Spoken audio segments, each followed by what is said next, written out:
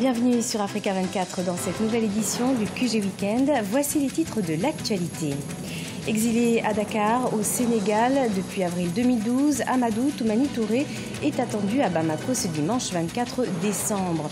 Un retour confirmé par l'ancien président malien qui a exprimé sa gratitude aux autorités sénégalaises pour l'avoir accueilli durant 6 ans. Un cessez-le-feu a été signé jeudi 21 décembre entre le gouvernement sud-soudanais et les principaux groupes rebelles. Objectif, mettre fin à une guerre civile de 4 ans. Cet accord entrera en vigueur ce 24 décembre 2017.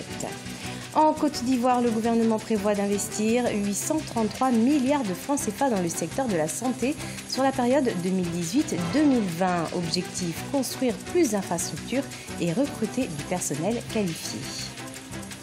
Mais tout d'abord, Amadou Toumani Touré a confirmé ce vendredi 22 décembre son retour au Mali prévu dimanche 24 décembre 2017. Contraint à l'exil après le coup de force du 22 mars 2012, l'ancien président malien avait trouvé refuge au Sénégal. Il a d'ailleurs exprimé sa profonde gratitude aux autorités sénégalaises pour lui avoir accordé l'exil pendant près de 6 ans. On l'écoute. Ça fait bientôt, dans 3 mois, j'aurai 6 ans au Sénégal. À l'issue de cela, je suis venu aujourd'hui exprimer au président Sall, au nom de ma famille, ma profonde gratitude. Et exprimer également, j'ai demandé au président, dites au peuple sénégalais que j'ai vécu toute la plénitude de la teranga sénégalaise. Mes cousins et frères ont pris un soin extrême à mon égard. Je voudrais qu'on remercie tous, depuis les plus hautes autorités jusqu'à tous les segments de la société sénégalaise. Je savais en tant que président de la République du Mali les liens historiques, politiques, économiques qui liaient les deux pays. Mais j'avoue que j'ai vécu d'autres liens plus profonds, c'est les liens sociaux. Parce que je me suis rendu compte, plus qu'avant, des liens extrêmement profonds qui unissent les deux pays. Et nous n'avons ici que des frères, des cousins à plaisanterie. Et je voudrais aussi profiter de votre micro pour vous dire à tout le monde, merci bien. Je m'en vais au Mali dimanche, mais je n'oublierai jamais le Sénégal et je reviendrai souvent. Le gouvernement sud-soudanais et les principaux groupes rebelles ont signé jeudi 21 décembre un nouveau cessez-le-feu pour tenter de mettre fin à la guerre civile que connaît le pays depuis 4 ans. Un accord obtenu sous la direction de l'IJAD, l'autorité intergouvernementale pour le développement, après 4 jours de négociations à Addis Abeba en Éthiopie. Les précisions d'Eogracias Podou. Le gouvernement sud-soudanais et les principaux groupes rebelles ont signé un cessez-le-feu qui prendra effet à compter de ce 24 décembre 2017. Objectif, tenter une nouvelle fois de mettre un terme à la guerre civile qui ravage le pays depuis 4 ans. Cet accord, obtenu à l'issue de plusieurs jours de négociations, placé sous l'égide de l'autorité intergouvernementale pour le développement, IGAD, prévoit entre autres que les belligérants gèlent immédiatement leur position, garantissent la protection des civils et l'accès de l'aide humanitaire. Le vrai test du sérieux de cet engagement résiderait dans les actions pratiques à prendre pour mettre en application les termes de cet accord. Une action pratique pour arrêter les combats, offensives et contre-offensives, qui ont tué tant de civils innocents. Réclamé depuis plusieurs mois, ce cessez-le-feu est présenté comme une première étape dans la perspective de nouvelles élections au Soudan du Sud. Le précédent accord en date d'août 2015 prévoyait qu'elles aient lieu en août 2018, mais de nombreux observateurs demeurent sceptiques. Signer l'accord de cessation de l'hostilité était simplement une expression de bonne volonté qui doit être suivie par le processus de mise en œuvre. Et c'est également la responsabilité des parties prenantes du Soudan du Sud.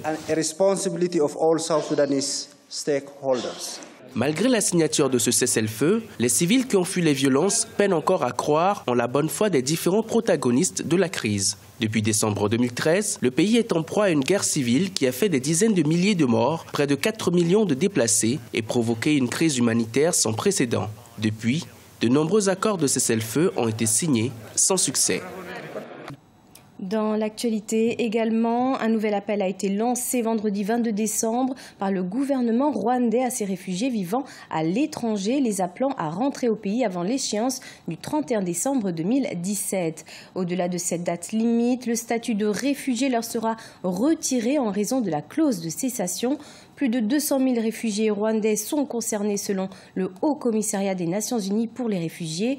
À noter que depuis 2009, 84 596 Rwandais ont été rapatriés, dont 78% en provenance de la République démocratique du Congo. 833 milliards de francs CFA, c'est le montant que mobilise le gouvernement ivoirien pour développer le secteur de la santé sur la période 2018-2020. Objectif, construire des infrastructures, recruter du personnel qualifié et améliorer les conditions d'accueil dans les hôpitaux. Plus de précisions, Ibrahima Dioumaba. Les autorités ivoiriennes ont décidé de multiplier leurs efforts en matière de politique sanitaire. Lors du Conseil des ministres du 20 décembre 2017, l'exécutif a décidé d'allouer une enveloppe de 833 milliards de francs CFA à la santé, notamment pour le renforcement des infrastructures et de la qualité des soins à travers le pays. Les récents ouvrages que nous inaugurons en font partie, à l'instar du centre de médecine nucléaire, dont la construction est en cours et la livraison, je souhaite, pour le premier trimestre 2018. Plusieurs autres projets arrêtés dans le cadre du Conseil présidentiel sur la santé seront également mis en œuvre sur toute l'étendue du territoire afin de renforcer les infrastructures, le plateau technique et le personnel médical. Sur le plan des infrastructures sanitaires, le gouvernement ivoirien prévoit de construire un centre hospitalier universitaire dans la commune d'Abobo, au nord d'Abidjan. 6 nouveaux centres hospitaliers régionaux, 5 hôpitaux généraux, 3 hôpitaux militaires ainsi que 200 établissements sanitaires de premier contact sur l'ensemble du territoire national. Le président de la République a décidé d'accorder une subvention additionnelle annuelle de 400 millions de francs CFA à l'Institut de cardiologie d'Abidjan pour la prise en charge des patients à faible revenu et autoriser l'appurement des passifs de la nouvelle pharmacie de la santé publique, estimée à 4 milliards de francs CFA. Le secteur de la santé a bénéficié de l'État ivoirien sur la période 2013-2016 de 540 milliards de francs CFA d'investissement, dont 287 milliards de francs CFA concernent des projets en cours d'exécution, selon les chiffres officiels. Le 18 décembre 2017, le premier centre de radiothérapie du pays a été inauguré. Rattaché au centre hospitalier universitaire de Cocody, sa capacité d'accueil est estimée entre 160 et 200 patients par jour pour un investissement de 13 milliards de francs CFA. Le portrait d'Abdulaziz Diabaté, avec son nouveau livre 477 ou la troisième guerre de l'Afrique, l'auteur burkinabé s'adresse à la jeune génération. Écrivain engagé, il se donne pour mission d'unir le continent. Reportage Jean-Paul Ouedraogo, notre correspondant au Burkina Faso. Burkinabé, vivant à Dakar au Sénégal, Abdulaziz Diabaté est passionné par l'écriture.